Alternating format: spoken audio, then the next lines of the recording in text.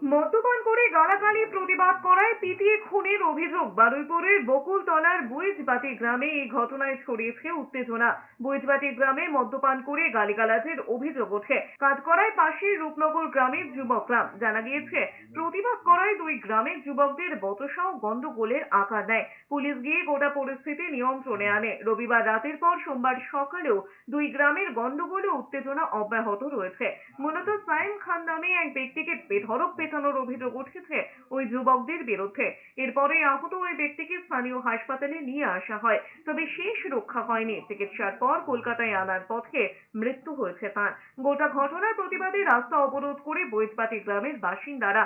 পরিস্থিতি এতটাই উত্তপ্ত হয়ে ওঠে যে পুলিশের সঙ্গে ধস্তাধস্তি পর্যন্ত হয়েছে। মদ খেয়ে এসে 2-4 দিন 10-12টা ছেলে খুব গালাগালি করছিল, মানে মোড়ে বসে, আমাদের মোড়ের কাছেই বাড়ি। ও গালাগালি করার পরে আমার দুটো চাচা এসেছিল, এসে ওদের বারণ করেছে গালাগালি করতে। আওয়াত গাজীকে বুথ সভাপতি ডেকে বারণও করেছে, কারোর কথা শুনছে না, যার জন্য গালাগালি করার পরে ওরা মারধর করেছে কাল রাতে।